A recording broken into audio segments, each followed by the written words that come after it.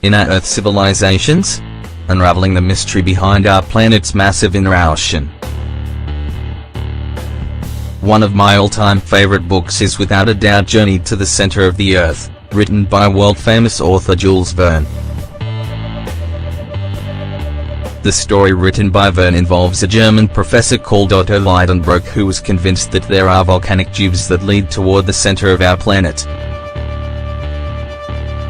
Lidenbrock, his nephew Axel, and their guide Hans descend into the Icelandic volcano Snæfellsjökull and encounter many adventures along the way, including prehistoric animals and dangers. Eventually, they resurface in southern Italy, at the Stromboli volcano. In the book, Verne describes a massive ocean that exists inside our planet. He explains how a vast expanse of water, the beginning of a lake or an ocean, extended beyond the limits of sight. Further, the view followed its mass outlined on the misty background of the horizon. It was a true ocean, capriciously contoured by the terrestrial shores, but deserted and with a terribly wild aspect. The book was a science fiction bestseller, and despite many people believing that something like this may be possible, the idea remained firmly a science fictional idea. Now, what if what was once thought to be a mere fantasy of the writer was, in fact, closer to reality? Is it even possible that there really is an underground ocean beneath our feet? An article published in the journal Nature points in that direction. As it turns out, scientists discovered a while ago a diamond rich in water with traces of a mineral called ringwoodite, in honor of its discoverer, the geochemist Alfred Ringwood. The diamond originally came from an area that separates the upper terrestrial mantle from the lower one, that is, between 400 and 600 kilometers beneath our feet. So, what does that has to do with Verne, inner Earth, and an ocean beneath our feet? The fact is that the diamond found was associated with water molecules in a significant proportion, 1.5, which leads experts to propose the theory that this zone of transition of the mantle is very rich in water.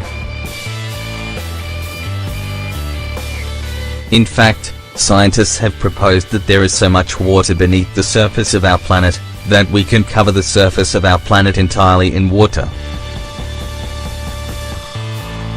The existence of this underground ocean would explain the great volcanic and tectonic dynamism of the planet. Graham Pearson, a researcher from the University of Alberta, Canada, says that the ringwoodite found provides confirmation that there really are pockets of water in the depths of the Earth.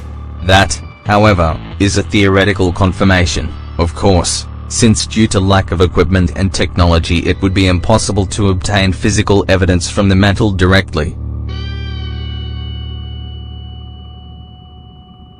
That kinda sucks since, despite the fact that humans have made it to space, landed on the moon and explored distant alien worlds, we've still not explored what exactly lies beneath our ocean, and what mysteries may be hidden beneath the surface of our planet. Alfred Ringwood proposed that the mineral that bears his name could be found in the transition zone of the mantle, originated by the high pressures and temperatures that are found deep beneath the surface. But if we can't go down there, how did scientists find the diamond? Experts believe that the diamond surfaced in a volcanic eruption in a kimberlite wash, an igneous rock formed from magma, and that is the deepest. It was only 3 mm wide and lacked commercial value, but it was sold to scientists who were looking for other types of rocks, and who came up with something that was priceless. Inside the diamond, there was a microscopic trail of ringwoodite. But not everyone is convinced that a massive underground ocean exists, and not all scientists believe that the result of the diamond analysis should be extrapolated to the theory of a massive underwater ocean based on such a small sample of ringwoodite. Moreover, Some scientists even admit that even if there is an ocean beneath our feet, it would not be in liquid form but under a molecular variant called hydroxyl, with only one atom of oxygen and another of hydrogen instead of the two.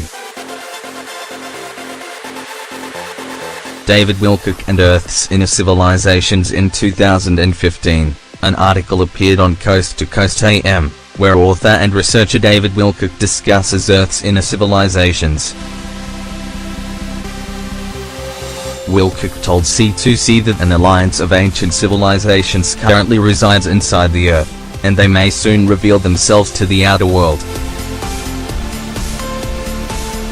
During the formation of all watery planets in the universe, he explained, hollow cavities form below the surface of the crust and have their own biome that features bacteria which gives off natural light.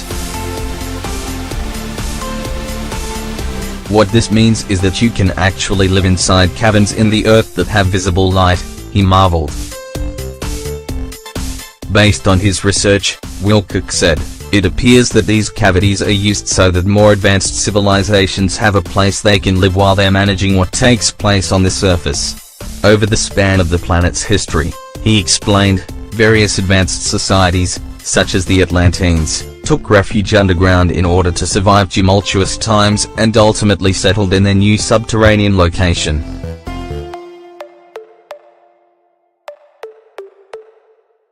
While the presence of these civilizations has been a part of UFO lore for decades, he contended that the government has direct knowledge of their presence due to accidentally discovering them via clandestine projects aimed at building secret underground bases. They'll have these tunnel boring machines and sometimes they break through into some place they're not supposed to go, Wilcock claimed, and there's already people there.